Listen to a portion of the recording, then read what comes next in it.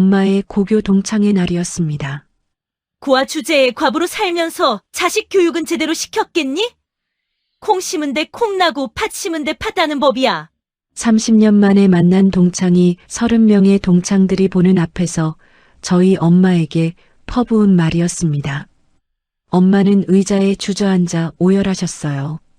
제가 정성껏 골라드린 옷을 짝퉁이라 조롱하고 설거지나 하라며 무시하더니 끝내 돌아가신 아버지까지 들먹이며 엄마의 인생 전부를 깔아뭉갰습니다. 그런데 그 동창은 몰랐어요. 자기가 며느리로 삼겠다고 밤새 자랑했던 이 최고급 레스토랑의 사장이 바로 자기가 짓밟고 있던 그 여자의 딸이라는 걸요. 저는 그 모든 걸 지켜보고 있었습니다. 30층 꼭대기 모니터실에서 한마디도 빠짐없이요. 그 비루한 딸이 여기 있는데 눈이 참 나쁘시네요. 엄마가 딸을 위해 숨죽여 참아온 눈물, 그 대가를 지금부터 딸인 제가 대신 받아내겠습니다. 설거지, 산책할 때, 잠들기 전 이어서 듣기 편하게 지금 구독만 눌러주세요. 우리네 드라마 극장이 다음 편을 자동으로 챙겨드립니다. 그러면 오늘의 이야기 시작합니다. 아침 햇살이 드레스룸 거울에 부딪혀 바닥까지 길게 번졌습니다. 저는 옷걸이에서 어제 백화점을 3바퀴나 돌아 골라온 명품 옷을 꺼내 엄마의 어깨 위에 조심스럽게 올려드렸습니다.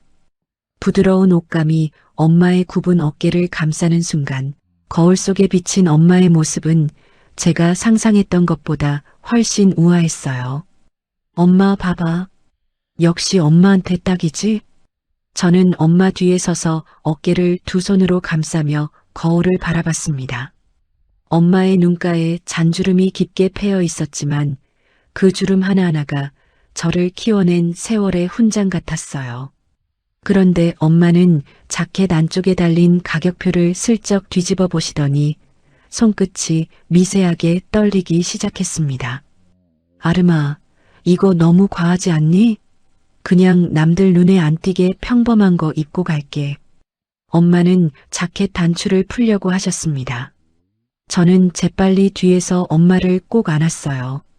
거울 속에서 엄마의 거친 손마디와 자켓에 달린 반짝이는 단추 장식이 나란히 비쳤습니다. 그 대비가 괜히 마음을 아리게 했죠. 엄마, 이건 그냥 옷이 아니라 내가 엄마한테 주는 훈장이야.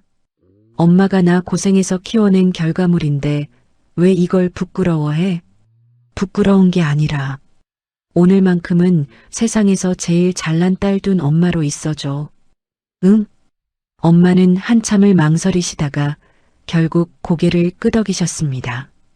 자켓 위에 어울리는 스카프까지 매만져드리고 가방도 들려드렸죠.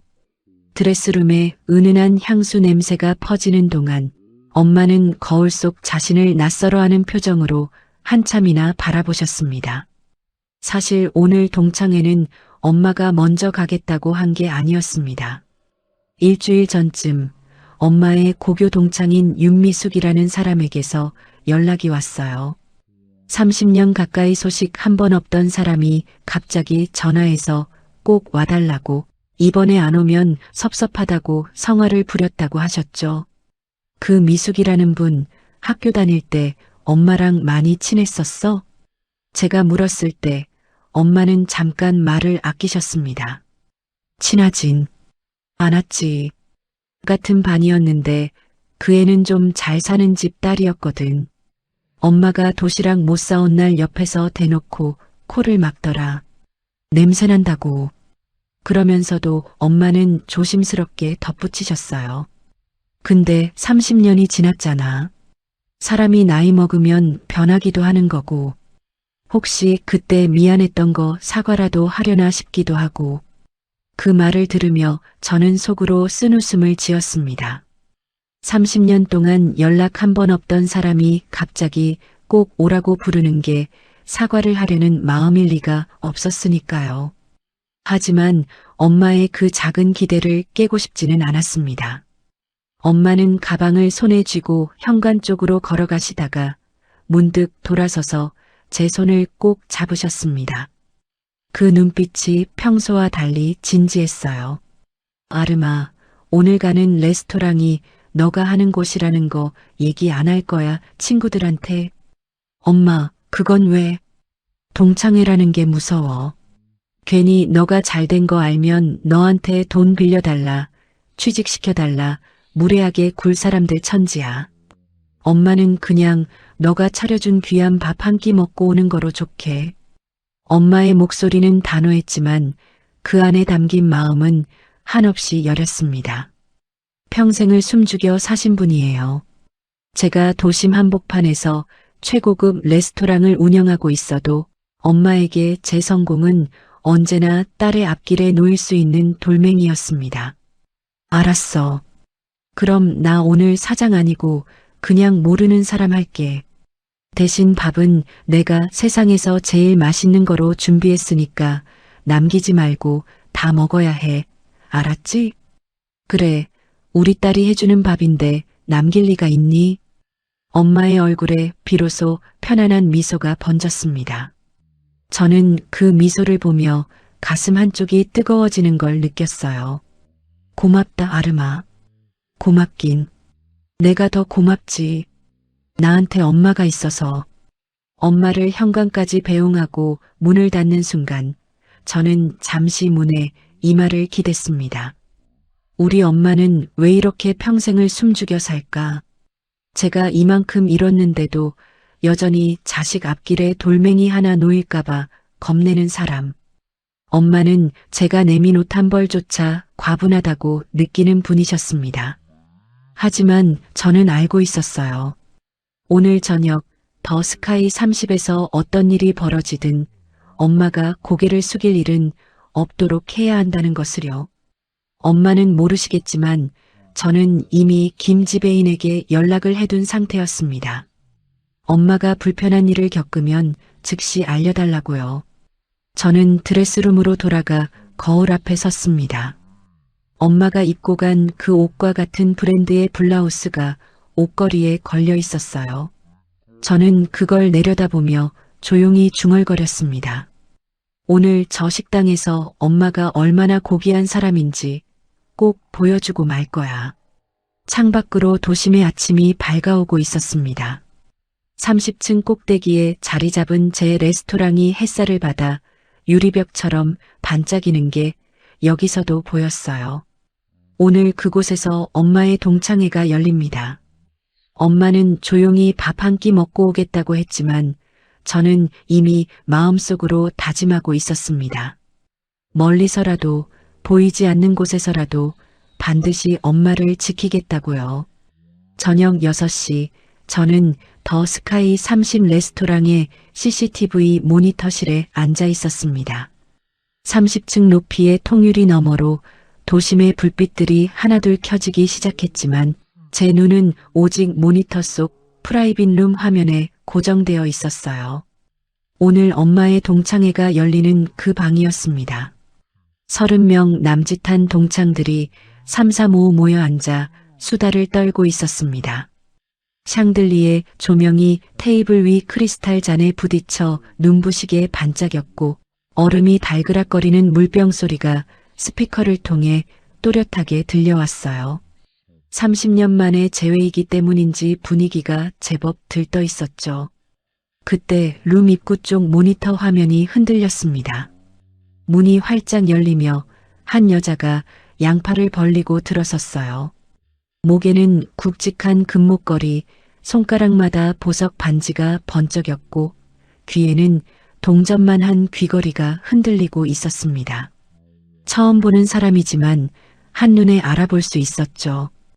윤미숙이었어요. 얘들아, 나왔다. 어머, 다들 안 변했네. 나만 늙었나 봐. 호호. 동창들이 환호하며 미숙을 맞았습니다. 미숙은 능숙하게 방 한가운데로 걸어가 가장 넓은 자리에 앉으며 가방을 탁 내려놓았어요. 그 가방도 꽤 갓나가는 브랜드였지만 저는 한눈에 이번 시즌 제품이 아니라는 걸 알아챘습니다. 근데 여기 예약하느라 진짜 힘들었다? 우리 남편이 은행 지점장이라 여기 사장이랑 특별한 사이거든. 남편이랑 아들이 힘 좀 썼지. 아, 내가 말 안 했지? 아들도 남편이랑 같은 지점에 입사해서 일하고 있거든. 저는 모니터 앞에서 커피잔을 내려놓았습니다. 특별한 사이라니요. 지점장 사모님이라고 예약 문의 전화가 온 적은 있었지만 김 지배인이 일반 절차대로 잡아준 것뿐이었어요. 힘을 쓴 건 그쪽이 아니라 제가 엄마 동창회니까 가장 좋은 룸으로 배정하라고 지시한 저였죠. 동창 하나가 감탄하듯 물었습니다. 와, 미수가. 너 역시 대단하다. 우리는 이런데 꿈도 못 꾸는데 너 덕분에 호강이네. 미숙은 어깨를 한껏 펴며 고개를 젖혔습니다. 이게 다 능력이지 뭐. 여기가 웬만한 중소기업보다 돈을 더 잘 버는 곳이라는데 우리 아들이 여기 사장이랑 나이가 비슷해서 며느리로 들릴까 고민 중이야. 며느리라는 단어에 저는 피식 웃음이 나왔습니다. 지난달 그 집 아들이 우리 김 지배인한테 명함 한 장 건네려고 로비에서 땀을 흘리며 서성이던 모습이 떠올랐거든요. 그 아들이 제 남편이 된다고요. 윤미숙 씨, 당신 상상력이 거의 소설가 수준이시네요. 미숙은 거기서 멈추지 않았습니다. 동창들 사이를 돌아다니며 자기 남편의 은행이 얼마나 대단한지 아들이 본점에서 얼마나 잘 나가는지를 쉴 새 없이 늘어놓았어요. 한 동창이 조심스럽게 미수가 지점장이면 은행장은 아니지 않니? 하고 물었는데 미숙은 눈 하나 깜짝하지 않고 대꾸했습니다. 지점장이 뭔지 알아? 은행에서 지점장이면 사실상 그 지역의 왕이야. 우리 남편 정년 끝나면 바로 명예 임원 간다고. 저는 식어버린 커피를 한 모금 마셨습니다. 쓴맛이 혀끝에 남았지만 모니터 속 미숙의 입에서 쏟아지는 말들보다는 훨씬 달았어요. 그런데 저 여자가 굳이 엄마를 동창회에 부른 이유가 뭘까? 그 답은 생각보다 금방 나왔습니다. 미숙이 CCTV 바로 옆에서 동창 하나를 붙잡고 이렇게 속삭이는 게 스피커로 고스란히 들렸거든요. 순옥이 온다고 해서 내가 얼마나 기다렸는지 몰라. 걔 보면 얘들이 내가 얼마나 잘 사는지 확실히 체감할 거 아냐? 비교 대상이 있어야 돋보이는 법이지. 비교 대상? 저는 모니터 속 미숙의 입술이 움직이는 걸 보며 손가락 끝이 차가워지는 걸 느꼈습니다. 엄마를 30년 만에 불러놓고는 자기 허세를 돋보이게 할 배경으로 쓰겠다는 거였어요. 바로 그때 룸문이 조용히 열리며 엄마가 들어오셨습니다. 아침에 제가 입혀드린 트위드 자켓에 스카프를 단정하게 메고 가방을 양손으로 조심스레 쥔 채 고개를 살짝 숙이며 들어오시는 모습이 모니터에 비쳤어요. 그 모습은 소란스러운 룸 안에서 유독 조용하고 단아했습니다. 미숙의 반응은 즉각적이었어요. 순옥의 차림을 위아래로 훑어보더니 얼굴에 스치는 표정이 모니터로도 선명하게 잡혔습니다. 입꼬리는 웃고 있었지만 눈은 웃지 않았어요. 어머, 순옥아, 진짜 왔구나. 30년 만이지? 얼굴 잊어버릴 뻔했네. 미숙은 순옥에게 다가가 양손을 잡는 척하며 자켓 소매를 슬쩍 만졌습니다. 그리고 고개를 갸웃하며 덧붙였죠. 근데 너 오늘 좀 무리했다? 옷이 아주 번쩍거려. 그냥 딸이 선물해줘서 입고 왔어. 잘 지냈니, 미숙아? 엄마의 목소리는 담담했지만 모니터 속 엄마의 손이 가방 끈을 꽉 쥐고 있는 게 보였습니다.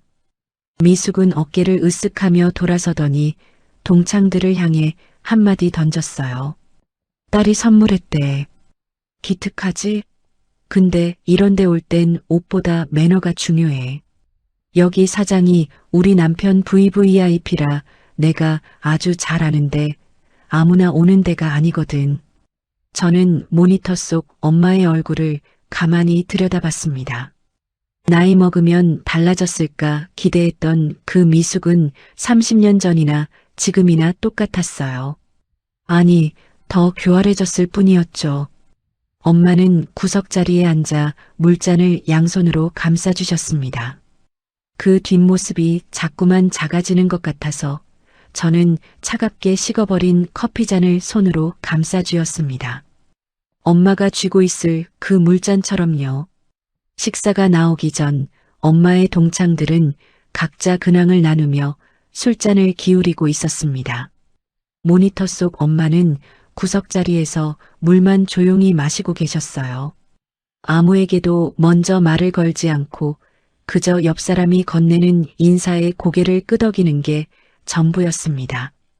가방을 무릎 위에 올려놓고 양손으로 꼭 쥐고 계신 모습이 마치 낯선 곳에 처음 온 아이 같았어요. 그때 미숙이 움직이기 시작했습니다. 자리에서 일어나 와인잔을 한 손에 들고 엄마 쪽으로 천천히 걸어가는 게 모니터에 잡혔어요. 그 걸음걸이가 마치 먹잇감을 향해 다가가는 것처럼 여유롭고 느긋했습니다. 동창 두어 명과 눈을 맞추며 의미심장하게 웃기까지 하더군요. 저는 모니터에 시선을 고정한 채 손이 저도 모르게 주먹을 쥐었습니다. 미숙은 엄마 옆 빈자리에 털썩 앉더니 대뜸 엄마의 자켓깃을 손으로 잡아 만졌습니다. 허락도 없이요. 엄마가 움찔하며 어깨를 움츠리는 게 화면으로도 선명하게 보였어요. 어머, 순호가. 이거 만져보니까 촉감이 꽤 괜찮네. 요즘 짝퉁은 실밥 처리도 참 잘 되어 있더라. 근데 가죽 냄새가 좀 나는 것 같은데? 미숙이 큰 소리로 말하자 주변 동창 서너 명이 고개를 돌렸습니다. 미숙은 바로 그 시선을 즐기고 있었어요. 관객이 모여야 공연이 되는 법이라는 걸 본능적으로 아는 사람이었습니다. 자켓깃을 잡은 손가락을 이리저리 뒤집으며 바느질 라인까지 훑어보는 신용을 했어요. 아니야, 미숙아. 이거 딸이 백화점에서 직접. 엄마가 해명하려 했지만 미숙이 손을 내저으며 말을 잘라버렸습니다. 아이고, 됐어. 요즘 백화점에도 짝퉁 섞여 들어오는 세상인데 뭘. 순호가 이거 혹시 빌려 입은 거면 조심해. 음식 흘리면 세탁비도 안 나올 텐데 너희 딸이 속상해하겠다. 호호. 스피커에서 미숙의 웃음소리가 날카롭게 울렸습니다. 저는 이를 악물었어요. 저 옷은 제가 어제 백화점 세 곳을 돌아다니며 엄마의 어깨, 너비, 팔 길이까지 생각하면서 고른 것이었습니다. 짝퉁은커녕 저 옷 한 벌 가격이 미숙의 아들 월급보다 비싸다는 걸 알면 어떤 표정을 지을까요? 선물 받은 거야. 딸 정성을 그렇게 말하지 말아줘. 엄마의 목소리가 모니터 스피커를 통해 떨리며 전해졌습니다. 힘겹게 참고 있다는 게 음성만으로도 느껴졌어요. 엄마의 손이 무릎 위에서 찻잔을 잡고 있었는데 그 잔이 미세하게 흔들리면서 받침 접시와 챙그랑 부딪히는 소리가 났습니다. 하지만 미숙은 거기서 멈출 사람이 아니었어요. 정성? 짝퉁 사다 주는 게 정성이야? 미숙이 동창들을 향해 고개를 돌리며 목소리를 한 톤 올렸습니다. 얘들아, 들었지? 순옥이 과부됐다더니 역시 자식은 아버지가 있어야 제대로 배우는 법이야. 뭘 사줘도 진짜를 사줘야지 가짜를 사다 주면 그게 무슨 효도겠어. 남편 없이 혼자 딸을 키운 엄마를 정면으로 겨냥한 말이었습니다. 저는 모니터 앞에서 숨이 턱 막혔어요. 엄마가 말해준 고교 시절의 기억이 갑자기 떠올랐습니다. 엄마가 예전에 말씀하셨죠. 같은 반이었던 미숙이 도시락 못 사온 날이면 대놓고 코를 막으며 냄새난다고 했다고요. 체육 시간에 운동화가 낡은 엄마에게 반 아이들이 듣는 앞에서 너네 집 그렇게 가난해? 라고 물었다는 얘기도 하셨어요. 30년이 지나도 이 사람은 변한 게 하나도 없었습니다. 나이가 들면서 잔인함에 기술이 붙었을 뿐이었어요. 혹시 변했을까 기대하며 이 자리에 나온 엄마의 모습이 떠올라 가슴이 저렸습니다. 30년 전 교실에서도 30년 뒤 이 30층 위에서도 미숙에게 엄마는 그저 자기 우월감을 확인하기 위한 거울일 뿐이었어요. 옆에 있던 동창 한 명이 불편한 기색을 보이며 끼어들었습니다. 미숙아, 말이 좀 심하다. 순옥이가 기분 좋게 왔는데 내가 틀린 말했어? 미숙은 눈 하나 깜짝하지 않았어요. 없는 형편에 명품 두른다고 명품 되는 거 아니잖아. 여기 예약해준 우리 남편 체면도 있는데 손님 중에 짝퉁 두른 사람이 있으면 여기 사장이 어떻게 생각하겠어? 저는 속으로 한숨을 삼켰습니다. 여기 사장이 어떻게 생각하겠냐고요. 그 사장은 지금 모니터실에서 당신이 제 엄마에게 하는 짓을 한 글자도 빠짐없이 보고 듣고 있습니다. 미숙은 다시 동창들을 둘러보며 너스레를 떨었습니다. 이해해, 순호가. 없는 형편에 이런 데 오려니 얼마나 부담됐겠어. 근데 얘들아, 명품은 사람이 명품이어야 어울리는 거야. 순옥이 넌 그냥 수수하게 입었을 때가 제일 어울려. 동정하는 척하면서 깔아뭉개는 말투였습니다. 모니터 속 엄마의 고개가 천천히 숙여지는 게 보였어요. 엄마의 손이 자켓 소매를 만지작거리고 있었습니다. 아까 아침에 드레스룸에서 제가 매만져드렸던 바로 그 소매를요. 마치 정말로 자기 옷이 짝퉁인가 의심하듯 혹은 이 옷을 입고 온 게 잘못이었나 자책하듯 엄마의 손가락이 천위를 쓸고 있었습니다. 주변 동창들은 미숙의 눈치를 보며 아무도 엄마 편을 들지 않았어요. 간혹 동정 어린 눈빛을 보내는 사람이 있었지만 그것도 잠깐이었습니다. 미숙이 시선을 돌리면 모두 고개를 숙였어요. 저는 그 장면을 보는 순간 눈앞이 뜨거워졌어요. 하지만 곧 심호흡을 하고 감정을 가라앉혔습니다.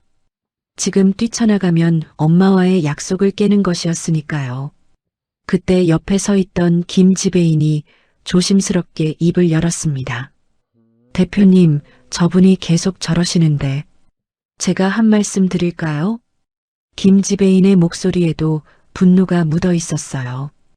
평소 엄마께 늘 정중하게 인사하던 사람이었으니까요. 아직은 아니에요. 조금만 더 두고 봐요. 저는 차분하게 대답하면서 모니터 속 엄마를 바라봤습니다. 엄마, 제발 저런 말에 고개 숙이지 마세요. 엄마가 입고 계신 그 옷은 세상에서 가장 비싼 옷이 아니라 세상에서 가장 사랑이 많이 담긴 옷이에요. 저 여자가 아무리 짝퉁이라고 외쳐봐야 그 진심까지 가짜로 만들 수는 없습니다. 모니터 속에서 미숙의 날카로운 웃음소리가 또 한 번 울려 퍼졌습니다. 저는 그 소리를 들으며 냉정하게 생각을 정리했어요. 아직은 때가 아니었습니다. 하지만 윤미숙, 당신이 오늘 뱉은 그 말들은 하나도 빠짐없이 제가 기억하고 있을 겁니다. 저는 모니터실을 나와 복도로 향했습니다. 엄마가 걱정되었지만 잠시 머리를 식힐 필요가 있었어요. 모니터 너머로 보는 것과 직접 듣는 것은 다릅니다. 화면 속 미숙의 입이 움직일 때마다 제 안에서 무언가가 끓어오르는 걸 느꼈고 이대로 가면 엄마와의 약속을 지킬 자신이 없었거든요. 복도에는 잔잔한 클래식 음악이 흐르고 있었습니다. 대리석 바닥이 조명을 받아 은은하게 빛나고 통유리 너머로 도심의 야경이 고요하게 펼쳐져 있었어요. 이 고요한 공간에서 유독 어울리지 않는 사람이 한 명 서 있었습니다. 양복상의 단추를 꼭 채운 채 김지배인 앞에서 연신 허리를 굽히고 있는 젊은 남자였어요. 지배인님, 제발 한 번만 뵙게 해주세요. 어머니 동창의 자리를 이렇게 좋은 곳에 마련해 주신 것에 대한 감사 인사만 드리면 되거든요. 잠깐이면 됩니다. 네. 정대리였습니다. 미숙의 아들이자 아버지가 지점장으로 있는 은행의 본점 영업팀 대리. 감사 인사를 핑계로 왔지만 그의 진짜 목적이 뭔지는 김 지배인도 저도 이미 알고 있었어요. 저희 레스토랑 법인 명의로 예치된 거액의 예금 관리건이었습니다. 지점 실적의 핵심이 걸린 문제였으니 주말 저녁에 양복까지 갖춰 입고 달려온 거겠죠. 김 지배인이 난처한 표정으로 정 대리를 맡고 있는 게 보였습니다. 정 대리님 말씀드렸듯이 대표님은 지금 일정 중이십니다. 정식으로 비서실에 미팅을 잡아주시면. 지배인님, 그게 정식으로 잡으면 석 달은 걸린다고요. 저희 지점장님이 꼭 좀 뵙자고 하시는데 제가 빈손으로 돌아가면 저는 정말 끝입니다. 정 대리의 목소리에는 절박함이 묻어 있었어요. 한 손에 들린 명함이 땀에 젖어 모서리가 살짝 휘어져 있는 게 보였습니다. 저는 복도 모퉁이에서 잠시 그 광경을 지켜보다가 천천히 걸음을 옮겼어요. 제 구두굽이 대리석 바닥을 두드리는 소리가 고요한 복도에 울렸습니다. 정 대리가 그 소리에 고개를 돌렸어요. 그리고 저를 알아보는 순간 등이 용수철처럼 펴지더니 90도로 허리를 꺾었습니다. 사장님, 아니 대표님, 저 정우진입니다. 저희 지점장님이 꼭 좀 뵙자고 하십니다. 한 번만 시간을 내주시면. 정 대리는 떨리는 두 손으로 명함을 내밀었습니다. 땀에 젖은 손가락 사이에서 명함이 위태롭게 흔들리고 있었어요. 저는 그 명함을 내려다봤습니다. 받지는 않았어요. 정 대리님, 제가 그렇게 한가해 보입니까? 제 목소리가 복도의 클래식 음악 위로 차갑게 깔렸습니다. 오늘은 제가 시간이 없네요. 업무건은 비서실로 정식 예약하고 오세요. 그리고 지점장님께 전해드려요. 가족 단속이나 잘 시키시라고. 가족 단속이요? 그게 무슨... 정 대리의 얼굴이 당혹감으로 일그러졌습니다. 저는 그의 시선을 피하지 않고 똑바로 마주 보았어요. 명함을 치우라는 말 대신 고개를 살짝 기울이며 말했습니다. 명함은 치우시죠. 정 대리가 얼어붙은 듯 멈춰선 그 순간 프라이빗 룸 쪽에서 미숙의 목소리가 새어나왔습니다. 방음이 되어 있었지만 미숙의 목소리는 워낙 컸어요. 누가 문을 여닫은 틈에 그 소리가 복도까지 흘러나온 것이었습니다. 얘들아, 사실 여기 사장이 우리 아들 정혼자야. 내가 며느리로 점 찍어뒀다니까? 여기 건물도 여기 사장 건물이거든. 내가 곧 여기 건물주라는 말이나 똑같지. 그 말이 복도에 울리는 순간 정 대리의 얼굴에서 핏기가 싹 빠졌습니다. 입술이 파르르 떨렸고 명함을 쥔 손이 힘없이 내려갔어요. 자기 어머니가 저 안에서 무슨 말을 하고 있는지 실시간으로 들은 셈이었으니까요. 저는 그 모습을 보면서 아까 김 지배인이 하려던 보고가 떠올랐습니다. 대표님, 안에서 지점장 사모님이 계속 무리한 요구를 하고 계십니다. 어떻게 할까요? 김 지배인이 다가와 낮은 목소리로 보고했습니다. 저는 눈을 가늘게 뜨고 룸 쪽을 바라보며 대답했어요. 그냥 둬요. 어디까지 가나 보고 싶으니까. 그리고 시선을 정 대리에게 돌렸습니다. 사색이 된 채 서 있는 그에게 한마디를 더 던졌어요. 정 대리님.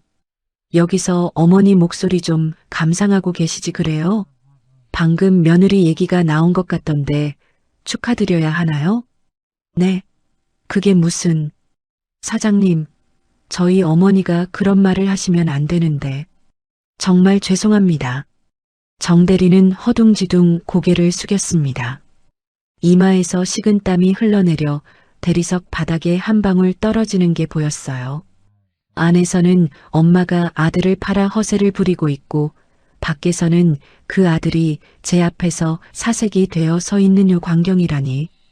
이 비극이 아직 끝나지 않았다는 게 저는 오히려 다행이라고 생각했습니다. 왜냐하면 끝은 제가 정할 것이었으니까요. 윤미숙, 당신 아들이 지금 이 복도에서 어떤 꼴을 하고 있는지 당신은 상상도 못하겠죠. 저는 정 대리를 더 쳐다보지 않고 모니터실 쪽으로 돌아섰습니다. 복도에 흐르는 클래식 선율이 유독 쓸쓸하게 들렸어요. 뒤에서 정 대리가 주워 담듯 명함을 집어넣는 부스럭거리는 소리가 등 뒤로 작게 들려왔습니다. 모니터실로 돌아오니 룸 안의 분위기가 한층 달라져 있었습니다. 테이블 위에 와인병이 서너 개 놓여 있었고 동창들의 얼굴이 술 기운에 발그레하게 물들어 있었어요. 미숙도 마찬가지였습니다. 아니, 미숙은 마찬가지가 아니라 유독 더했어요. 볼이 붉어진 채 목소리가 한 옥타브쯤 올라가 있었고 손짓은 점점 커지고 있었습니다. 와인이 들어가자 미숙의 거짓말에는 브레이크가 사라졌어요. 아까까지는 남편이 지점장이라느니 여기 예약을 자기가 잡았느니 하는 수준이었는데 술이 몇 잔 더 들어가니 이야기의 규모 자체가 달라지기 시작했습니다. 얘들아, 사실 말 안 하려고 했는데. 미숙이 와인잔을 탁자에 내려놓으며 동창들을 둘러봤어요. 잠깐 뜸을 들이며 관심을 끌더니 입꼬리를 올리며 말했습니다. 여기 사장이 젊고 능력 있는데 우리 아들 같은 은행원 남편 만나야 안정적이지. 안 그래? 내가 조만간 결혼 날짜 잡으려고. 동창 하나가 눈을 동그랗게 뜨며 물었어요. 와, 미숙아. 그럼 너가 이 건물주의 시어머니 되는 거야? 대단하다. 시어머니지 뭐. 내가 여기 들어올 때부터 사장이 나한테 어떻게 대하는지 보이지? 프라이빗 룸에 이 서비스면 거의 시어머니 대접 아니겠어? 저는 모니터 앞에서 두 손을 깍지 끼고 화면을 바라봤습니다. 이 서비스는 당신한테 하는 게 아니라 제 엄마한테 하는 건데 참으로 편한 착각을 하고 계시네요. 미숙의 허세는 거기서 그치지 않았어요. 동창들 사이를 돌아다니며 마치 이미 확정된 일인 양 떠벌렸습니다. 너희도 나중에 내 덕에 여기 무료로 이용할 날 올 거야. 내가 시어머니 되면 여기 전세 낼 거거든. 사장한테 얘기해서 너희 모임 있을 때마다 여기 잡아줄게. 동창 하나가 장단을 맞추듯 손뼉을 치며 추임새를 넣었어요. 어머, 그러면 우리 미숙이가 이 30층 건물의 안주인이 되는 거네? 우리도 좀 끼워줘. 당연하지. 내가 누군데. 시어머니가 되면 여기 식단도 내가 짤 거야. 사장이 아무리 잘나봤자 시어머니한테는 고개 숙여야지. 미숙은 와인잔을 높이 들어 올리며 의기양양하게 웃었습니다. 그 잔에 샹들리에 빛이 반사되어 천장에 작은 빛 조각들이 흩날렸어요. 와인 잔이 부딪히는 맑은 소리가 스피커를 타고 들려왔습니다. 동창들은 반은 부러워하고 반은 의심하는 눈치였지만 미숙의 기세에 눌려 아무도 반박하지 못했어요. 그때 모니터 속에서 엄마의 모습이 잡혔습니다. 구석자리에서 물잔을 쥐고 앉아 계시던 엄마가 미숙을 향해 조심스럽게 입을 여셨어요. 미숙아, 그 사장이 너네 아들을 좋아한다고? 직접 들은 거야? 엄마의 목소리는 최대한 차분했습니다. 하지만 저는 알 수 있었어요. 저 질문은 의심이 아니라 경고였습니다. 자기 딸이 운영하는 식당에서 자기 딸을 며느리라고 우기는 사람에게 엄마가 할 수 있는 최대한의 자제된 반응이었죠. 미숙은 코웃음을 쳤어요. 당연하지. 내가 한마디 하면 여기 사장도 꼼짝 못해. 너 같은 사람은 상상도 못할 세계지. 그 말에 엄마의 입가에 짧은 실소가 스쳤습니다. 모니터 화면이 아니었으면 못 봤을 만큼 찰나의 표정이었어요. 딸이 운영하는 식당에서 딸을 며느리로 들이겠다고 큰 소리치는 이 상황이 엄마 눈에는 얼마나 황당했을까요? 하지만 엄마는 그 실소를 금세 삼키고 다시 물잔에 시선을 내렸습니다. 약속을 지키고 계신 거였어요. 한마디만 하면 이 자리가 뒤집힐 텐데 엄마는 끝까지 저와의 약속을 지키려고 이를 악물고 참고 계셨습니다. 미숙은 엄마의 그 미세한 표정 변화를 놓치지 않았습니다. 자기를 비웃었다고 느꼈는지 눈이 가늘어지더니 엄마 쪽으로 와인잔을 들고 다가갔어요. 순호가, 너는 뭐가 그렇게 웃겨? 아니야, 안 웃었어. 웃었잖아. 내가 못 봤을 것 같아? 뭐, 너도 이런 건물 장모라도 되고 싶어서 배 아픈 거야? 미숙의 입술에 붉은 와인 자국이 번져 있었습니다. 와인을 한 모금 더 마시더니 동창들이 다 듣게 목소리를 높였어요.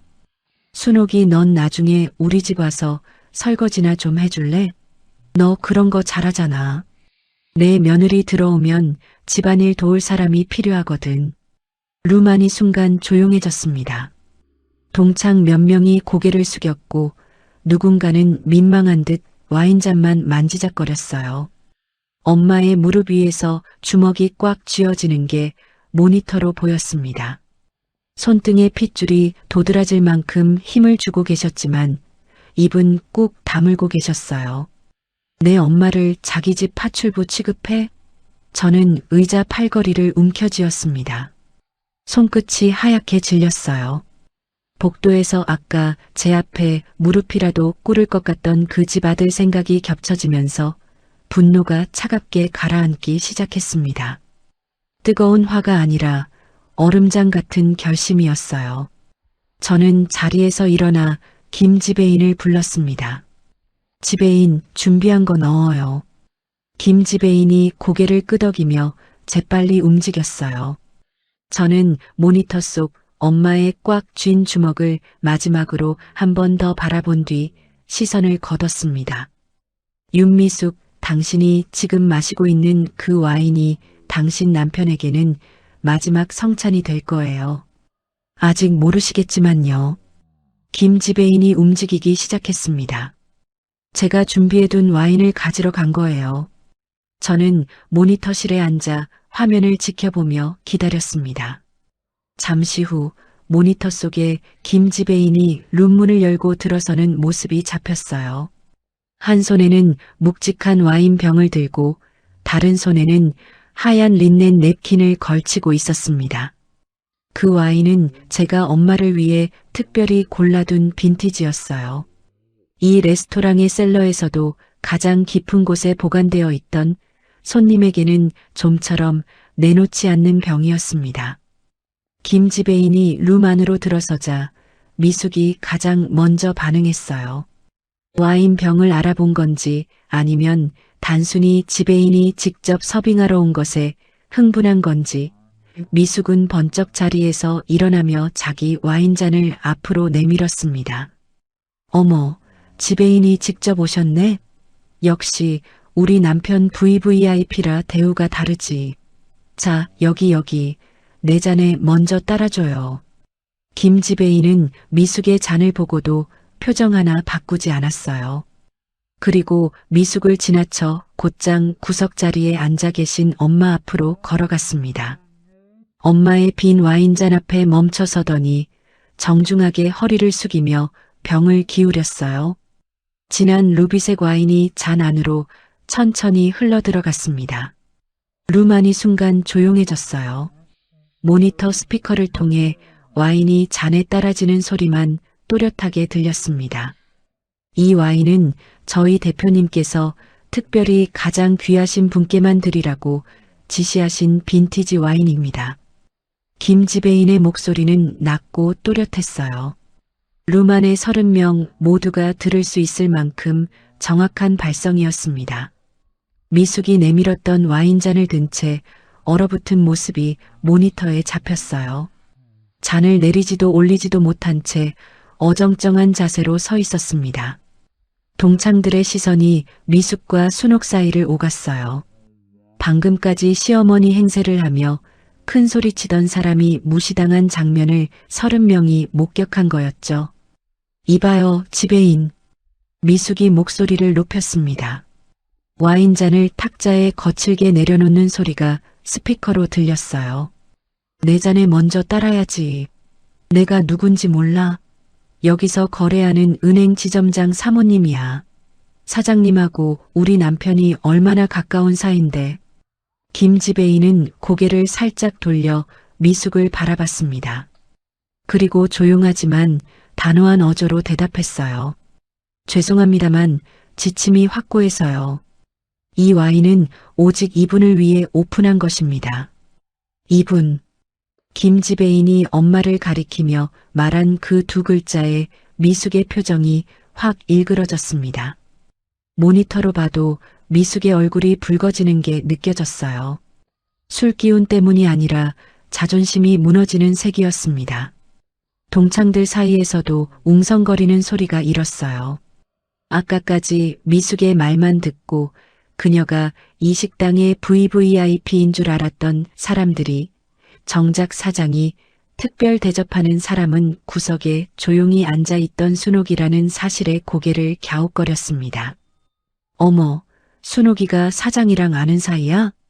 아까 미숙이가 자기 남편이 VVIP라고 했는데 생각해보면 여기 사장이 VVIP면 오히려 미숙이가 여기 사장한테 굽신거려야 되는 거 아니야?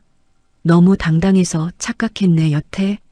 수군거리는 소리가 스피커를 타고 흘러나왔고 미숙의 얼굴이 점점 더 굳어지는 게 보였어요. 엄마는 갑자기 와인을 받게 된 상황에 당혹스러워 하셨어요. 잔을 양손으로 조심스럽게 감싸쥐며 김지배인을 올려다보셨습니다. 아마 사양하려고 하셨을 거예요. 하지만 김지배인이 눈으로 살짝 미소를 보내며 고개를 끄덕이자 엄마는 말없이 잔을 받아들이셨습니다. 미숙은 자기 자리로 돌아가지 않았어요. 오히려 엄마 쪽으로 성큼 다가가더니 씩씩거리는 숨소리가 스피커를 타고 들려왔습니다. 순옥아, 너 사장이랑 무슨 사이야? 설마 너 사장한테 몰래 부탁이라도 했니? 여기 사장이 젊어서 네 딸 뻘 정도 될 텐데 그러고 싶니? 네 딸도 불쌍하다 얘. 너 같은 엄마 보고 자랐을 텐데. 저는 모니터 앞에서 이를 꽉 물었습니다. 주먹이 저도 모르게 무릎 위에서 떨렸어요. 미숙아, 말이 너무 심하잖아. 엄마의 목소리가 처음으로 높아졌습니다. 지금까지 참고 또 참으셨던 엄마가 드디어 반박하신 거였어요. 어떻게 친구 자식한테 그런 말을 해. 나도 참을 만큼 참았어. 하지만 미숙은 물러서지 않았습니다. 오히려 엄마가 목소리를 높인 게 도발로 느껴졌는지 동창들을 둘러보며 비웃듯이 말했어요. 자식? 너네 딸? 과부딸이 잘난 것도 없을 텐데 이 정도 말도 못하니? 과부딸, 그 말이 스피커를 통해 울려 퍼지는 순간 저는 눈을 감았습니다. 주먹을 꽉 쥔 채 심호흡을 했어요. 미숙은 거기서 멈추지 않았습니다. 순옥의 돌아가신 남편까지 끌어들이기 시작했어요. 순옥아, 솔직히 말해봐. 네가 이런 와인을 마신다고 뭐가 달라져? 죽은 남편이 돌아와? 네 팔자가 어디 가겠어. 평생 고생팔자인 건 변하지 않는다고. 고아로 자라서 이제 과부인 네 인생 말이야. 모니터 속 엄마의 어깨가 미세하게 떨리기 시작했습니다. 와인잔을 쥔 손이 흔들리더니 잔을 조용히 테이블 위에 내려놓으셨어요. 아까까지 반박하던 기세가 사라지고 엄마의 고개가 다시 천천히 숙여졌습니다. 죽은 남편 이야기가 나오면 엄마는 늘 그러셨어요. 아무리 강해 보여도 그 이야기만 나오면 말문이 막히시는 분이었습니다. 미숙은 그 약점을 정확히 알고 찌른 거였어요. 어디를 건드리면 순옥이 무너지는지 이 사람은 너무도 잘 알고 있었습니다. 마치 30년 전처럼요. 너나 네 딸이나 참 구질구질하다. 미숙이 마지막으로 내뱉은 말이 모니터실까지 차갑게 울렸습니다. 저는 의자 팔걸이를 잡은 채 천천히 눈을 떴어요. 저 입을 어떻게 닫아줄까? 엄마, 조금만 더 참아요. 이제 곧 끝날 거예요. 모니터 속에서 엄마가 고개를 숙인 채 가만히 앉아 계셨습니다. 손끝으로 아까 내려놓은 와인잔의 테두리를 무심히 따라가고 계셨어요. 그 와인은 제가 엄마를 위해 골랐던 것인데 결국 한 모금도 드시지 못했습니다. 미숙이 그 와인의 의미까지 더럽혀버린 거였어요. 저는 자리에서 일어섰습니다. 더 이상 모니터 뒤에 앉아 있을 수가 없었어요. 하지만 아직은 아니었습니다. 아직 한 발자국만 더 참아야 했어요. 미숙이 스스로 돌이킬 수 없는 선을 넘는 그 순간까지 모니터 속 룸 안의 공기가 완전히 바뀌어 있었습니다. 와인 서빙 사건 이후 동창들 사이에서 미숙을 바라보는 시선이 달라졌어요. 아까까지는 미숙의 말에 감탄하고 추임새를 넣던 사람들이 이제는 슬금슬금 시선을 피하거나 서로 눈짓을 주고받고 있었습니다. 사장이 특별히 와인을 보낸 사람은 미숙이 아니라 순옥이었다는 사실이 방 안의 역학을 미묘하게 흔들어 놓은 거였죠. 미숙도 그걸 느끼고 있는 게 분명했습니다. 아까보다 목소리가 더 커졌고 웃음소리가 더 날카로워졌어요. 흔들리는 자존심을 큰 소리로 덮으려는 것처럼 보였습니다. 와인잔을 연거푸 비우더니 옆에 앉은 동창에게 의미 없는 농담을 던지며 분위기를 되돌리려고 애썼지만 아까 같은 호응은 돌아오지 않았어요. 그 사이 엄마는 조용히 가방을 들어 올리셨습니다. 의자를 뒤로 빼고 일어서려는 듯 가방 끈을 어깨에 걸치시는 모습이 모니터에 잡혔어요. 저는 순간 긴장했습니다. 엄마가 자리를 뜨시려는 거였어요. 미숙아, 나갈게. 엄마의 목소리는 떨리고 있었지만 애써 담담하게 말씀하셨습니다.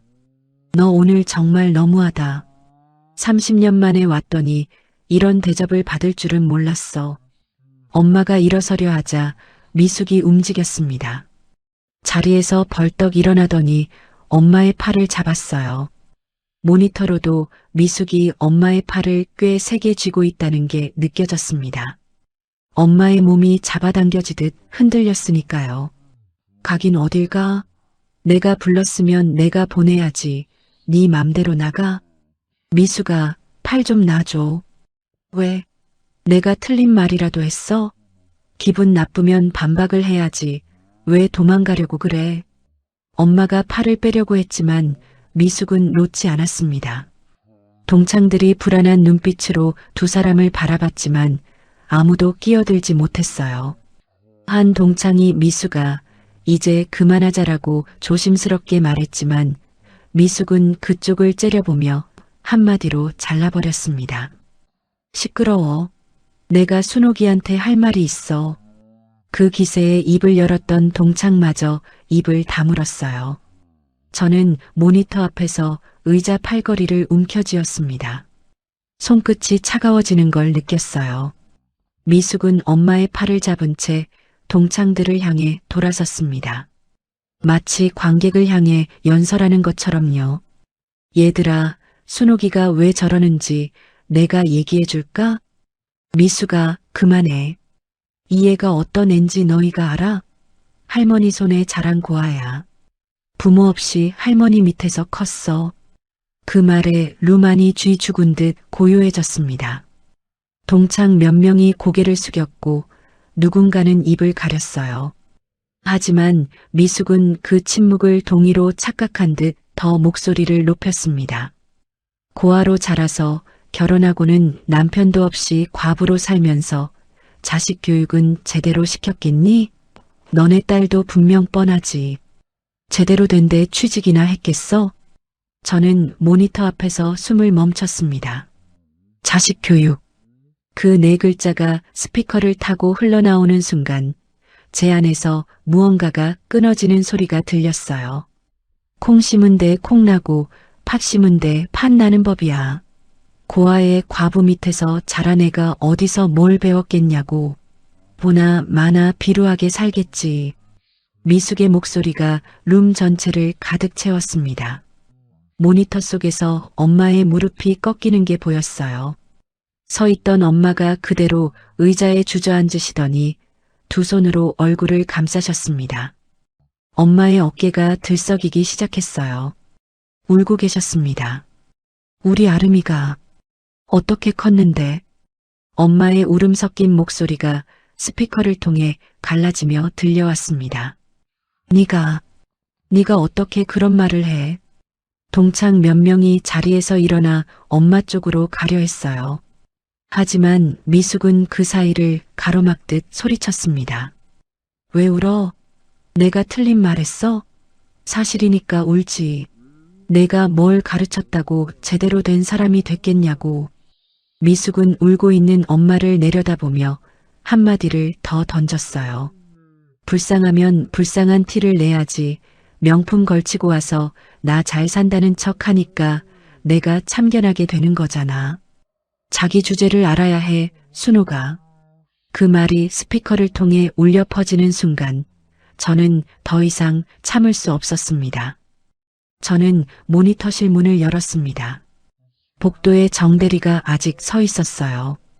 벽에 기대어 고개를 숙이고 있던 정대리가 제가 나오자 화들짝 놀라며 몸을 세웠습니다. 저는 정대리를 한번 쳐다봤을 뿐 아무 말도 하지 않았어요. 곧장 프라이빗 룸을 향해 걸어갔습니다. 제 구두굽이 대리석 바닥을 두드리는 소리가 복도에 울렸어요. 클래식 음악이 흐르고 있었지만 그 소리가 제 귀에는 들리지 않았습니다. 들리는 건 오직 엄마의 울음소리뿐이었어요. 모니터 스피커를 통해서가 아니라 제 머릿속에 박힌 그 소리가 걸음을 재촉했습니다. 정대리가 뒤에서 허둥지둥 따라오는 기척이 느껴졌지만 돌아보지 않았어요. 복도를 걸으며 아까 엄마가 아침에 하셨던 말이 떠올랐습니다. 나이 먹으면 변하기도 하는 거고 혹시 사과라도 하려나 싶었다고. 그 말을 떠올리자 눈시울이 뜨거워졌어요. 엄마는 끝까지 사람을 좋게 보려고 하시는 분이었습니다. 그런 엄마의 마음을 이렇게 짓밟는 인간이 있다니.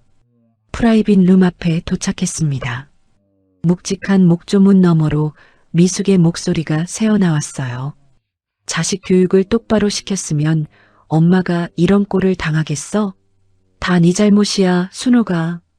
저는 문 손잡이를 잡았습니다. 한번 깊이 숨을 들이마셨어요. 그리고 문을 밀었습니다. 힘을 조절하려 했지만 생각보다 세게 밀렸어요. 문이 벽에 부딪히며 쾅 하는 소리가 룸 안을 가득 채웠습니다. 30명의 고개가 일제히 문 쪽으로 돌아왔어요. 제가 문 앞에 서 있었습니다. 룸 안의 샹들리에 빛이 복도의 어둠과 대비되면서 제 뒤로 긴 그림자가 드리워졌어요. 엄마가 먼저 저를 보셨습니다. 눈물에 젖은 얼굴로 저를 올려다보시며 입술이 파르르 떨렸어요. 아름아, 네가 왜? 엄마의 목소리에는 당황과 슬픔과 그리고 미안함이 뒤섞여 있었습니다. 약속을 지키지 못하게 해서 미안하다는 뜻이었을 거예요. 저는 엄마에게 대답하기 전에 먼저 미숙을 바라봤습니다. 미숙은 엄마의 팔을 잡고 있던 손을 슬쩍 놓으며 저를 쳐다봤어요. 처음엔 누군지 못 알아보는 것 같았습니다. 그러다가 아까 복도에서 잠깐 스쳤던 사람이라는 걸 떠올렸는지 눈이 가늘어졌어요. 당신 누군데 왜 여길 들어와? 여기가 어디라고? 초대받지도 않은 사람이 함부로 들어오면 어떡해? 저는 천천히 룸 안으로 걸어 들어갔습니다. 구두가 카펫을 밟는 둔탁한 소리가 조용해진 룸에 묵직하게 울렸어요. 엄마 곁으로 가서 의자에 주저앉아 계신 엄마의 어깨를 두 손으로 감싸 안았습니다. 엄마, 내가 말했지. 오늘 주인공은 엄마라고. 엄마가 제 팔을 잡으며 고개를 저으셨어요. 여기서 이러면 안 된다는 뜻이었겠죠. 하지만 저는 고개를 들어 미숙과 동창들을 천천히 둘러봤습니다. 근데 왜 주인공을 울리고 계실까요? 이 무례한 분들이? 제 목소리는 낮았지만 룸 안 구석구석까지 또렷하게 닿았습니다. 동창들이 숨을 죽이는 게 느껴졌어요. 미숙은 한 발 뒤로 물러서며 눈을 크게 떴습니다. 뭐야, 너 대체 누구야? 순옥이네 딸이야? 어디서 버릇없이 어른들 자리에 끼어들어. 미숙은 동창들을 돌아보며 동조를 구했어요. 얘들아 봐라. 역시 자식 교육이 안 된 집은이래. 여기가 어딘데 아무나 문을 열고 들어와? 우리 남편이 여기 VVIP인 거 아니까 당장 내보내라고 할 수도 있어.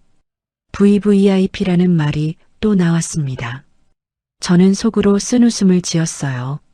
내가 당신 남편의 VVIP라면 그건 당신 남편이 제게 굽신거려야 한다는 뜻이지 당신이 여기서 큰 소리칠 자격이 있다는 뜻이 아닌데요. 저는 미숙의 말에 대꾸하지 않았습니다. 대신 엄마의 어깨를 한 번 더 감싸 안으며 천천히 일어섰어요. 고아라고 하셨죠. 과부 밑에서 자식 교육도 못 시켰을 거라고. 콩 심은 데 콩 나고 팥 심은 데 팥 난다고. 제가 미숙이 했던 말을 하나하나 되짚을 때마다 미숙의 표정이 조금씩 변했습니다. 아까까지의 기세가 사라지고 무언가 잘못됐다는 불안감이 얼굴에 번지기 시작했어요. 그 비루한 딸이 여기 있는데 지점장 사모님은 눈이 참 나쁘시네요. 지점장 사모님. 제가 그 호칭을 정확하게 짚어 부르자 미숙의 얼굴이 눈에 띄게 굳었습니다. 단순히 순옥의 딸이 화가 나서 뛰어든 게 아니라 자기 남편의 직함까지 알고 있는 사람이라는 걸 깨달은 거예요. 너가 어떻게 우리 남편을, 제가 어떻게 아냐고요? 저는 미숙의 말을 끊으며 한 걸음 다가갔습니다. 미숙이 무의식적으로 한 발 뒤로 물러섰어요. 그때 룸 문 쪽에서 작은 소동이 일었습니다. 정대리가 문틈으로 안을 들여다보고 있었던 거예요. 동창 몇 명이 문 쪽을 보자 정대리의 하얀 얼굴이 드러났습니다. 사색이 된 채 식은땀을 흘리며 서 있었어요. 미숙은 아직 아들이 와 있다는 걸 모르고 있었습니다. 저는 시선을 다시 미숙에게 돌렸어요. 고아라고 무시하신 이분이 저를 어떻게 키우셨는지, 과부라고 업신여긴 이분이 혼자서 무엇을 이뤄냈는지 곧 아시게 될 겁니다. 엄마가 제 소매를 잡아당기셨어요. 아름아, 그만해. 가자. 그냥 가면 돼. 아니요, 엄마. 오늘은 안 돼요. 저는 엄마의 손을 조심스럽게 감싸주며 말했습니다. 엄마의 손이 차갑고 축축했어요. 30년 동안 참으셨잖아요. 오늘은 제가 할게요. 엄마의 눈에서 새로운 눈물이 흘러내렸습니다. 하지만 이번에는 아까와 다른 눈물이었어요. 저는 엄마의 눈물을 손등으로 조심스럽게 닦아드린 뒤 돌아섰습니다. 고아, 과부, 자식 교육. 윤미숙이 뱉은 그 말 한마디 한마디가 제 머릿속에서 선명하게 울리고 있었습니다. 당신이 뱉은 그 말들이 당신 남편과 아들의 인생을 어떻게 도려내는지 지금부터 똑똑히 지켜보세요. 저는 엄마의 어깨를 다시 한번 감싸 안은 뒤 천천히 몸을 돌려 미숙을 마주봤습니다. 룸 안에 30명이 숨을 죽이고 저를 지켜보고 있었어요. 룸 안이 얼어붙은 듯 고요했습니다. 30명의 동창이 숨을 죽인 채 저를 바라보고 있었어요. 미숙은 한 발 뒤로 물러선 채 저를 째려보고 있었고 엄마는 의자에 앉은 채 젖은 눈으로 저를 올려다보고 계셨습니다. 저는 엄마 곁에 무릎을 꿇고 앉았어요. 핸드백에서 손수건을 꺼내 엄마의 볼 위로 흐르는 눈물을 조심스럽게 닦아드렸습니다. 엄마, 울지 마. 엄마는 제 손을 잡으며 고개를 저으셨어요. 아름아, 괜찮아. 가자. 그냥 가면 돼. 아니요. 오늘은 못 가요.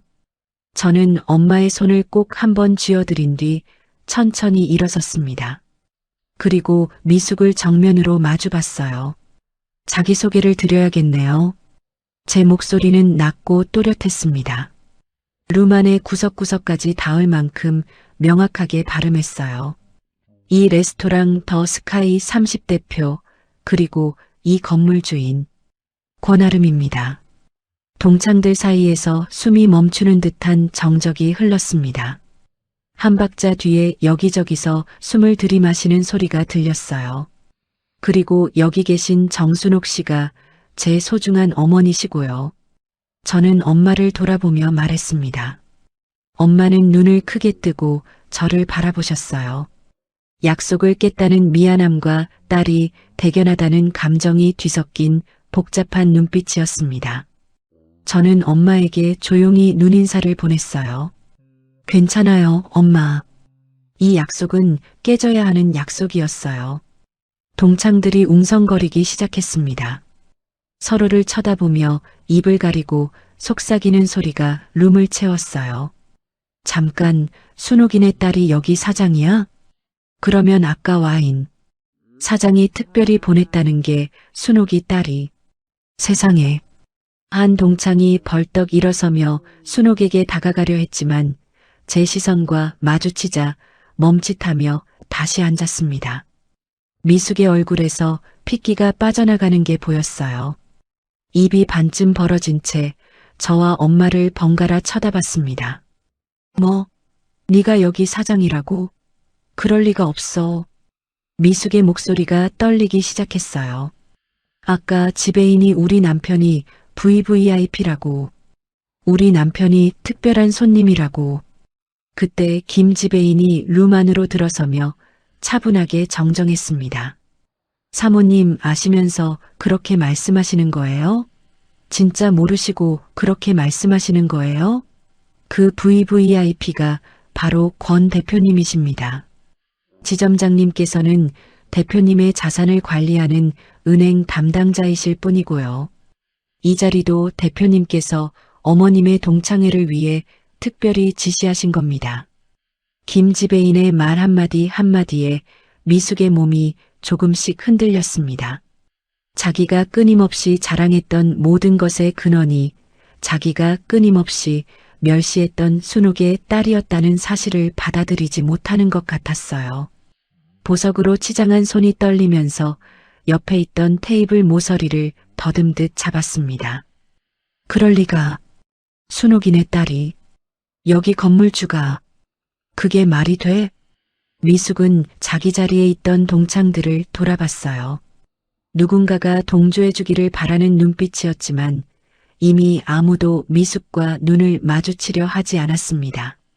아까까지 미숙의 말에 맞장구를 치고 감탄사를 내뱉던 동창들이 지금은 고개를 돌리거나 테이블 위 물잔만 바라보고 있었어요.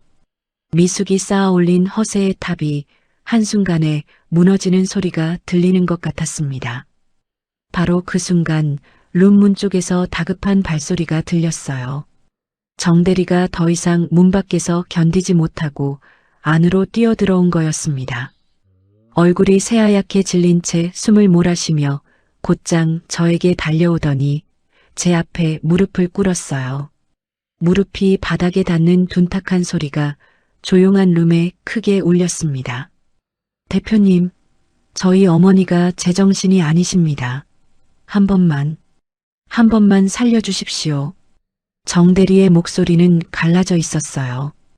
이마에 맺힌 식은땀이 턱 끝을 타고 흘러내렸습니다.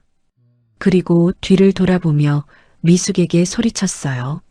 어머니, 왜 연락을 안 받으시는 거예요? 제가 몇 번이나 전화했는데. 미숙이 멍한 표정으로 가방 속을 더듬었습니다. 핸드폰을 꺼내보더니 화면에 아들의 부재중 전화가 여러 통 찍혀 있었어요. 와인에 취해 진동도 못 느꼈던 거였습니다. 정대리는 복도에서 어머니의 폭언이 문 밖으로 새어나올 때마다 전화를 걸었을 거예요. 제발 멈추라고, 지금 무슨 짓을 하고 있는지 아시냐고. 하지만 그 전화는 단 한 번도 연결되지 않았던 겁니다. 전화? 너가 왜 여기서? 너가 왜 여기에? 미숙은 아직도 상황을 파악하지 못한 채 아들과 저를 번갈아 바라봤어요. 왜냐고요? 어머니가 이분 앞에서 지금 뭘 하고 계셨는지 아세요? 이분이 누군지나 아시냐고요. 정대리가 거의 울먹이는 목소리로 외쳤습니다. 이분이 우리 은행 최대 고객님이시라고요. 저희 지점에만 300억을 예치하고 계신 분이에요. 제가 오늘 여기까지 온 것도 대표님 예치금 유지를 부탁드리려고 온 건데 어머니가 대표님 어머니를.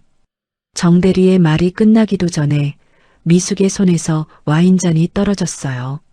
잔이 바닥에 부딪히며 산산조각 나는 소리가 룸 안에 날카롭게 울렸습니다. 붉은 와인이 카페 뒤로 번지며 마치 피가 퍼지는 것처럼 천천히 얼룩을 만들었어요. 동창들 사이에서 웅성거리는 소리가 터져 나왔습니다. 어머, 순옥이네 딸이 이 건물 주인이야? 세상에. 아까 미숙이가 며느리 삼겠다고 한 사장이. 순옥아, 미안해. 우리가 몰랐어. 저는 동창들의 말에 반응하지 않았어요. 시선은 오직 바닥에 무릎 꿇고 있는 정 대리에게 향해 있었습니다. 정 대리님. 정 대리가 고개를 바짝 숙인 채 대답했습니다. 네. 대표님. 아까 복도에서 저한테 300억 계속 유지해달라고 사정하셨죠? 근데 당신 어머니는 지금까지 제 엄마한테 짝퉁이라느니 설거지나 하라느니 구질구질하다느니 하셨어요. 심지어 저도 모르는 사이에 그쪽 집안 예비 며느리가 되었더라고요. 정대리의 어깨가 떨렸습니다. 고개를 더 깊이 숙이며 바닥을 향해 말했어요. 대표님, 저희 어머니가 대표님과 어머님께 씻을 수 없는 잘못을 저질렀습니다. 변명의 여지가 없습니다. 진심으로 사죄드립니다. 정대리는 잠시 숨을 고르더니 고개를 든 채 엄마를 바라보며 다시 말했어요. 어머님, 저희 어머니가 어머님께 드린 말씀은 도저히 용서받을 수 없는 것들입니다. 아들로서 부끄럽습니다. 정말 죄송합니다. 그 말에 엄마가 살짝 놀란 표정을 지으셨어요. 정대리의 사과는 아까 복도에서와는 달랐습니다. 비굴함이 아니라 진짜 미안함이 담긴 목소리였어요. 제가 모니터실에서 지켜보는 동안 이 사람도 복도에서 어머니의 폭언을 하나하나 듣고 있었을 거예요. 전화를 걸어 말리려 했지만 연결이 되지 않아 안절부절 못했을 정 대리의 심정이 떠올랐습니다. 이 사람은 어머니와는 달랐어요. 적어도 자기가 어떤 상황에 처해 있는지를 알고 잘못을 잘못이라고 인정할 줄 아는 사람이었습니다. 하지만 지금 그걸 표현할 때는 아니었어요. 저는 시선을 정 대리에게서 미숙에게로 옮겼습니다.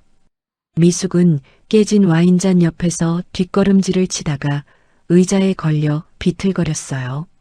아들이 자기가 며느리로 점 찍었다고 자랑하던 바로 그 사장 앞에서 무릎을 꿇고 있는 광경을 눈앞에서 보고 있으면서도 현실을 받아들이지 못하는 표정이었습니다. 이게 무슨... 미숙의 입술이 파르르 떨렸어요. 아까까지 룸을 지배하던 그 당당한 목소리는 온데간데 없이 가늘게 새어나오는 숨소리만 겨우 들렸습니다.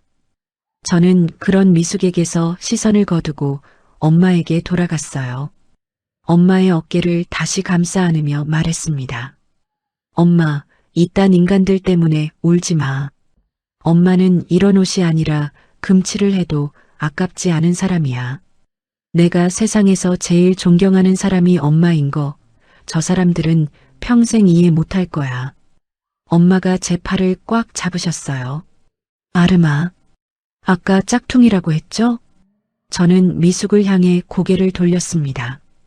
이 자켓은 제가 어제 백화점에서 3시간을 돌아다니며 고른 거예요. 가격이 궁금하시면 알려드릴 수도 있는데 아마 듣고 나면 짝퉁이란 말은 다시는 못하실걸요. 미숙이 아무 말도 하지 못했습니다. 아까까지 이룸의 여왕처럼 군림하던 사람이 지금은 입도 벌리지 못한 채 부들부들 떨고만 있었어요. 얼굴은 술기운과 수치심이 뒤섞여 붉게 달아올라 있었고 두 손은 갈 곳을 잃고 허공을 더듬고 있었습니다. 30년 동안 순옥을 내려다보며 쌓아온 우월감이 단 몇 분 만에 잿더미가 되어버린 거였어요. 동창들은 하나둘 고개를 숙이기 시작했습니다. 아까 미숙의 편에 서서 웃고 추임새를 넣었던 사람들이 이제는 순옥에게 미안하다는 말을 중얼거리고 있었어요. 순옥아, 미안해. 우리가 몰랐어. 진작 말리지 못해서 미안하다, 순옥아. 하지만 저는 그 사과가 별로 듣고 싶지 않았습니다. 엄마가 짝퉁이라고 무시당할 때, 고아라고 모욕당할 때, 설거지나 하라는 말을 들을 때 아무도 나서지 않았잖아요. 이제 와서 미안하다는 말이 무슨 소용이겠어요. 결국 순옥의 딸이 건물주라는 사실을 안 뒤에야 나오는 사과가 진심일 리가 없었습니다. 제 엄마는 건물주의 엄마이기 전에 한 사람의 인간이었어요. 그 인간에 대한 최소한의 예의가 있었다면 진작에 미숙을 말렸어야 했습니다. 저는 엄마의 어깨를 한 번 더 다독인 뒤 말했습니다. 아직 끝이 아니에요. 룸 안의 공기가 다시 한번 무겁게 가라앉았습니다. 정대리는 여전히 바닥에 무릎을 꿇고 있었고 미숙은 의자 등받이를 잡은 채 서 있는 것이 겨우였어요. 저는 핸드폰을 꺼내 들었습니다. 바닥에 무릎 꿇고 있는 정대리, 의자를 붙잡고 간신히 서 있는 미숙, 그리고 고개를 숙인 동창들. 이 광경을 한번 천천히 둘러봤어요. 보이시죠, 윤미숙 씨. 당신이 그토록 자랑하던 아들이 제 앞에서 무릎을 꿇고 있는 이 광경. 당신이 시어머니를 자처하며 며느리로 삼겠다던 그 사장이 당신 가족의 밥줄을 쥐고 있는 사람이었다는 이 현실. 이게 당신이 말한 능력이라는 거예요. 하지만 아직 끝이 아닙니다. 당신이 오늘 제 엄마에게 했던 말들의 대가를 지금부터 하나하나 치러야 합니다. 저는 핸드폰을 꺼내 화면을 켰습니다. 룸 안의 모든 사람들이 제 손끝을 바라보고 있었어요. 미숙은 의자 등받이를 잡은 채 서 있는 것이 겨우였고 정대리는 바닥에 무릎을 꿇은 채 고개를 숙이고 있었습니다. 저는 연락처에서 은행 본사 전략 본부장의 번호를 찾아 스피커폰으로 전화를 걸었어요. 룸 안의 차가운 통화 연결음이 울려 퍼졌습니다. 세 번째 신호음이 끝나자 상대가 받았어요. 네, 권 대표님. 밤늦게 무슨 일이십니까? 본부장의 목소리는 공손했지만 주말 저녁에 걸려온 전화에 약간의 긴장이 섞여 있었습니다. 저는 미숙의 얼굴을 정면으로 바라보며 입을 열었어요. 본부장님, 저희 법인 예치금 건으로 연락드립니다. 스카이 지점에 맡겨둔 300억 전액 해지하겠습니다. 룸 안에 정적이 흘렀어요. 동창들 사이에서 숨을 삼키는 소리가 들렸습니다. 300억이라는 숫자가 이 공간에 떨어지자 미숙의 얼굴이 한 번 더 창백해졌어요. 네, 대표님, 300억 전액이라 하셨습니까? 무슨 일이 있으셨는지. 사유요? 해당 지점 지점장 가족의 심각한 고객 모욕 행위 때문입니다. 오늘 저와 저희 어머니가 지점장 아내 되는 사람에게 공개적으로 모욕을 당했어요. 이 내용 공식 공문으로 발송할 테니 인사위원회 소집해 주시고 내일 오전까지 해지 관련 서류 준비해 주세요. 본부장의 목소리가 눈에 띄게 달라졌습니다.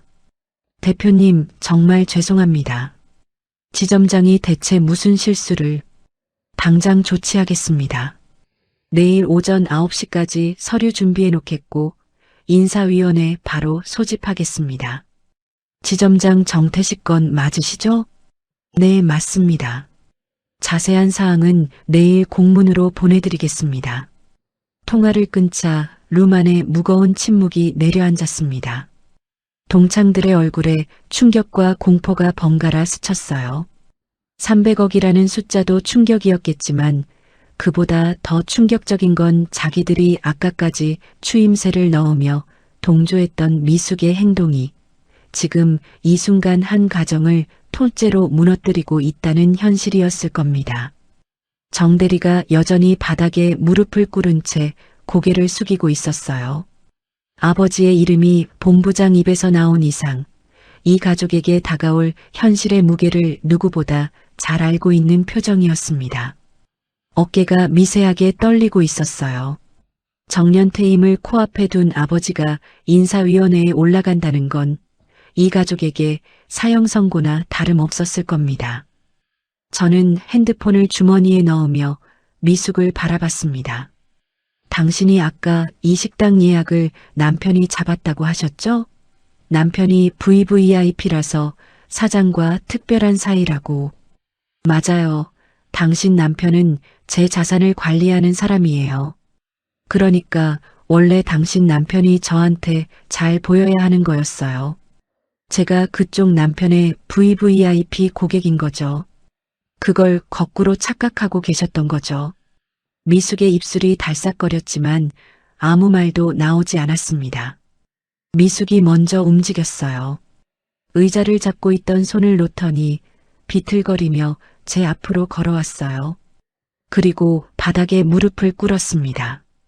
아까 아들이 꿇었던 바로 그 자리였어요. 대표님, 내가 잘못했어. 제발, 우리 남편만 살려줘. 미숙의 목소리가 갈라졌습니다. 아까까지 이룸의 여왕이었던 사람이 바닥에 이마를 대고 있었어요. 손가락마다 끼워져 있던 보석 반지가 카펫 위에서 무의미하게 반짝였습니다. 나한테 빌지 마세요. 저는 차갑게 말했어요. 우리 엄마한테 비세요. 당신이 오늘 밤새 모욕한 사람은 저가 아니라 제 어머니니까. 그리고 그동안 당신 남편 지위를 이용해서 무시해왔을 많은 사람들에게 속죄하세요. 미숙이 고개를 돌려 엄마를 바라봤습니다. 그리고 무릎으로 기어가듯 엄마 앞으로 다가갔어요. 순호가, 내가 잘못했어. 내가 정신이 나갔었어. 제발 네 딸한테 한마디만 해줘. 우리 남편 잘리면 우리 가족은 다 끝이야. 미숙의 울음소리가 룸 전체에 울렸습니다. 아까까지 그 목소리로 엄마를 고아라고, 과부라고, 구질구질하다고 모욕하던 바로 그 입이었어요. 같은 입에서 나오는 소리가 이렇게도 다를 수 있다는 게 참 신기했습니다. 엄마는 바닥에 엎드린 미숙을 내려다보셨습니다. 30년 전 교실에서 코를 막으며 자신을 무시하던 바로 그 아이가 지금 자기 발밑에서 울고 있었어요. 엄마의 눈가에 복잡한 감정이 스쳤습니다. 분노도 통쾌함도 아닌 어딘가 안쓰러운 빛이었어요. 그런데 미숙의 입에서 나온 다음 말이 저를 멈추게 했습니다. 순호가 제발 적어도 우리 아들만이라도 살려줘. 우진이는 잘못한 게 없잖아. 그 애는 나 때문에. 아들만이라도. 그 말에 저는 잠시 말을 멈췄어요. 미숙이 처음으로 자기가 아닌 다른 사람을 위해 비는 모습이었습니다. 엄마가 조용히 입을 여셨어요. 아름아, 내 엄마. 저 대리, 정대리라는 청년 말이야. 엄마는 잠시 정대리 쪽을 바라보셨어요. 무릎 꿇고 고개를 숙이고 있는 청년의 뒷모습을요. 그 청년은 나한테도 정식으로 사과했어. 자기 어머니가 부끄럽다고, 아들로서 죄송하다고 했어. 복도에서 전화해서 말리려고도 했다면서. 엄마는 제 손을 잡으며 조용히 말씀하셨습니다. 아름아, 그래도 열심히 살아보려는 젊은 청년은 살려주자. 부모 잘못 만난 건 저 아이 죄가 아니잖아. 엄마 부탁이야. 저는 엄마를 바라봤습니다. 방금 전까지 고아라고, 과부라고, 자식 교육도 못 시켰다고 모욕당한 사람이 자기를 모욕한 사람의 아들을 걱정하고 있었어요. 이것이 우리 엄마였습니다. 평생 남을 먼저 생각하는 사람. 미숙 같은 인간은 평생 배워도 못 가질 마음이었어요. 저는 이런 분 밑에서 자랐습니다. 이분이 저에게 가르쳐 준 건 복수가 아니라 사람의 도리였어요. 알겠어요, 엄마. 저는 다시 핸드폰을 들어 본부장에게 전화를 걸었습니다. 두 번째 신호음에 바로 받았어요. 네, 대표님. 본부장님, 한 가지 추가 말씀드릴 게 있습니다. 스카이 지점에 정우진 대리라는 직원이 있을 텐데 이번 건과 무관한 직원입니다. 오히려 사전에 상황을 수습하려고 노력한 사람이에요. 인사조치에서 제외해 주세요. 알겠습니다, 대표님. 정 대리 건은 별도로 처리하겠습니다. 통화를 끊자 바닥에 무릎 꿇고 있던 정 대리가 천천히 고개를 들었어요. 눈가가 빨갛게 물들어 있었습니다. 믿을 수 없다는 듯 저와 엄마를 번갈아 바라봤어요. 입술을 꽉 깨물고 있었지만 눈에서 눈물이 한 줄기 흘러내렸습니다. 자기 어머니가 저지른 일 때문에 모든 것이 무너질 뻔했는데 오히려 자기가 모욕한 사람의 어머니가 자기를 살려달라고 말해준 거였으니까요. 저는 다시 미숙을 내려다봤습니다. 들으셨죠? 정 대리는 예외입니다. 하지만 지점장님은 아닙니다. 당신 며느리 삼고 싶어 하던 여자가 당신 남편 밥줄 끊는 저승사자가 된 기분이 어떠세요? 저는 한 발 더 다가가며 말했어요. 당신이 아까 우리 엄마한테 뭐라고 하셨죠? 콩 심은 데 콩 나고 팥 심은 데 팥 난다고 하셨죠. 맞는 말이에요. 남을 함부로 무시하는 사람은 결국 자기가 무시당하는 법이거든요. 미숙이 고개를 들어 저를 올려다봤어요. 붉게 부은 눈이 멍한 채 저를 바라봤습니다. 300억 빠진다고 지점이 망하지는 않아요. 하지만 갑질 지점장이라는 꼬리표가 붙으면 정년퇴임은커녕 명예 따위는 남지 않겠죠. 그게 당신이 오늘 우리 엄마에게 한 짓의 대가예요. 미숙은 바닥에 엎드린 채 어깨를 들썩이며 울었습니다. 동창들은 하나둘 자리에서 일어나 조용히 룸을 빠져나가고 있었어요. 미숙의 옆에서 맞장구를 치며 웃던 동창, 순옥의 옷을 같이 위아래로 훑어보던 동창, 모두가 시선을 피한 채 서둘러 발걸음을 옮겼어요. 30년 만에 모인 동창회는 이렇게 끝나고 있었습니다. 아까까지 화려하고 떠들썩했던 이 프라이빗 룸이 지금은 깨진 와인잔과 눈물과 후회만 남은 폐허 같았어요. 저는 마지막으로 룸 안을 한번 둘러봤습니다. 내 건물에서 내 엄마를 모욕한 입으로 먹은 음식값은 받지 않겠습니다. 당장 나가주세요. 정 대리가 바닥에서 일어나 미숙의 팔을 잡아 일으키려 했어요. 미숙은 아들의 팔을 뿌리치며 바닥에 주저앉아 있으려 했지만 정 대리가 단호하게 부축했습니다. 어머니, 일어나세요. 가셔야 합니다. 우진아, 엄마 때문에 아빠가. 미숙이 아들의 품에서 흐느꼈어요. 정 대리는 아무 말 없이 미숙을 부축해 문 쪽으로 향하다가 문 앞에서 멈춰 저를 향해 한 번 더 깊이 고개를 숙였습니다. 대표님, 정말 감사합니다. 그리고 어머님께도 진심으로 감사드립니다. 은혜 잊지 않겠습니다. 저는 고개만 가볍게 끄덕였습니다. 정 대리가 울고 있는 미숙을 부축해 룸을 나서자 복도에 미숙의 흐느끼는 소리가 점점 멀어져 갔어요. 30층 복도의 잔잔한 클래식 음악이 그 울음소리를 서서히 덮었습니다. 룸에 남은 건 저와 엄마 그리고 김지배인 뿐이었습니다.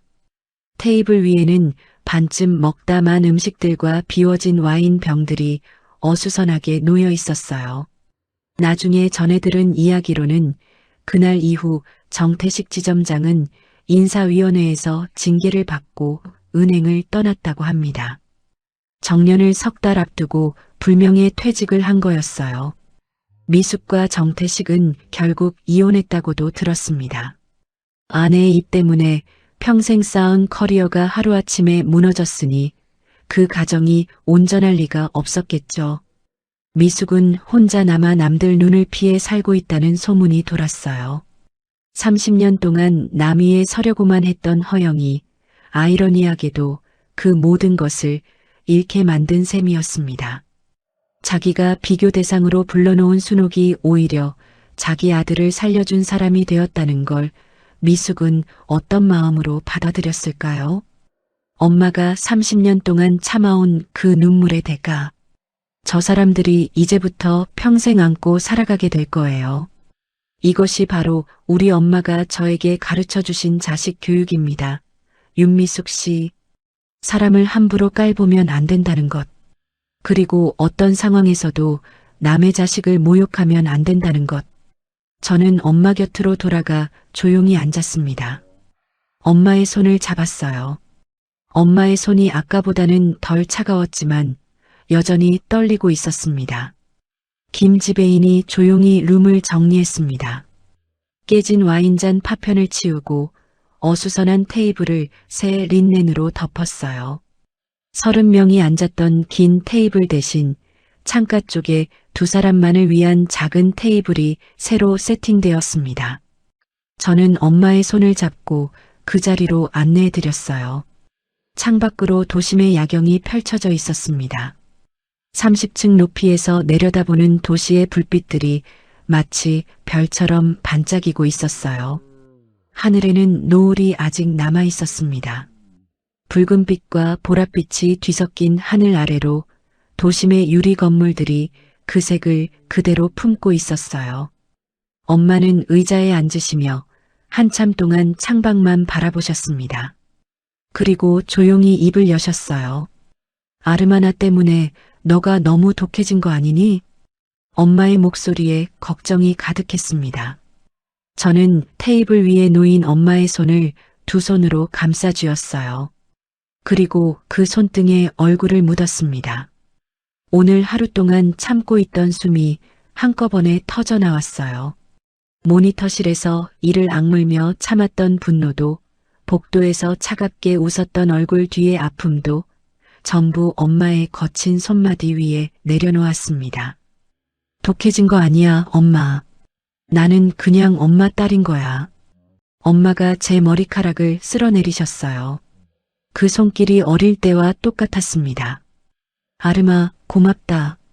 오늘 너 덕분에 엄마가 30년 묵은 체증이 다 내려갔어. 엄마는 잠시 말을 멈추셨다가 조심스럽게 덧붙이셨어요. 근데 저 친구들도 참 가엾다. 저는 고개를 들어 엄마를 바라봤습니다.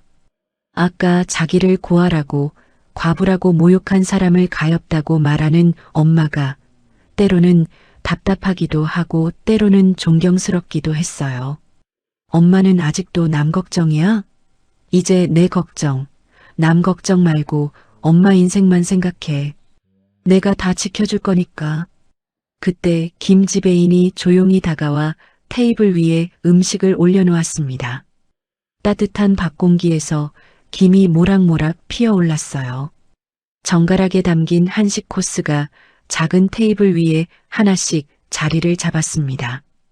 이건 대표님께서 어머님을 위해 특별히 레시피를 개발하신 메뉴입니다. 김지배인이 정중하게 말한 뒤 조용히 물러났어요. 엄마가 밥상을 내려다보시며 눈시울을 붉히셨습니다. 엄마가 좋아하시는 반찬들로만 구성한 메뉴였거든요. 제가 직접 주방장과 몇 달에 걸쳐 만든 것이었습니다. 이걸 언제 다? 엄마 동창회 날짜 잡히고 나서 바로 준비했어. 오늘 엄마한테 제일 맛있는 밥 해드리려고. 엄마가 숟가락을 드셨습니다. 밥 한 술을 드시고는 눈물을 한번 닦으셨어요. 맛있어서 나오는 눈물이었으면 좋겠다고 생각했는데 엄마가 웃으셨습니다. 오늘 처음 보는 환한 웃음이었어요. 맛있다, 아르마. 저도 따라 웃었습니다. 엄마, 그리고 아까 그 옷 말이야. 짝퉁 아니야. 세상에 하나밖에 없는 옷이야. 엄마를 위해 내가 고른 거니까. 엄마가 자켓 소매를 내려다보셨어요. 아까 미숙이 짝퉁이라고 만지작거렸던 바로 그 자리를요. 엄마는 소매를 가만히 쓸어내리시며 조용히 말씀하셨습니다. 그래, 우리 딸이 해준 건 다 명품이지. 저는 밥을 먹으며 창밖을 바라봤습니다. 노을이 거의 져서 하늘이 남보랏빛으로 물들어 있었어요. 그 아래로 도심의 불빛들이 점점 또렷해지고 있었습니다. 엄마, 누가 뭐래도 엄마는 내 영웅이야. 나는 세상에서 제일 사랑받은 권아름이야. 엄마가 숟가락을 내려놓고 제 손을 잡으셨어요. 아까와는 다르게 이번에는 따뜻한 손이었습니다. 아름아, 엄마도 사랑해. 아주 많이. 30층 창밖으로 마지막 노을빛이 사라지고 도시의 밤이 찾아왔습니다. 엄마와 저는 따뜻한 밥을 마주하고 앉아 있었어요. 오늘 이 자리에는 허세도 보석도 거짓 우월감도 없었습니다. 그저 엄마가 차려준 사랑으로 자란 딸과 그 딸이 차려드린 밥상 하나가 있을 뿐이었어요. 엄마, 이제 조용히 숨죽여 살지 마세요. 내가 이 세상을 엄마의 놀이터로 만들어 드릴게요. 사랑해요, 아주 많이. 여러분, 오늘 이야기 어떠셨나요? 이야기 속 순옥은 참고 또 참았습니다. 딸 앞길에 돌멩이 하나 놓을까봐 자기 자존심쯤은 기꺼이 접는 사람이었어요. 그런 엄마 밑에서 자란 아름이가 어떤 사람이 됐는지 오늘 우리 모두 보셨죠? 자식 교육은 학원이나 과외가 아니었습니다. 넘어져도 다시 일어나는 엄마의 뒷모습, 그게 최고의 교육이었죠. 지금도 자녀의 걸림돌이 될까 묵묵히 참고 계신 분이 있다면 이 말씀을 꼭 드리고 싶습니다. 당신의 진심은 절대 헛되지 않았습니다. 그리고 자녀들을 대표하여 말씀드립니다. 항상 감사합니다. 오늘 이야기가 마음에 남으셨다면 구독과 알림으로 다음 만남을 예약해 두세요. 우리네 드라마 극장이 다시 찾아갑니다. 그리고 오늘 이야기를 듣고 느낀 감정과 생각을 댓글로 소통해 주세요.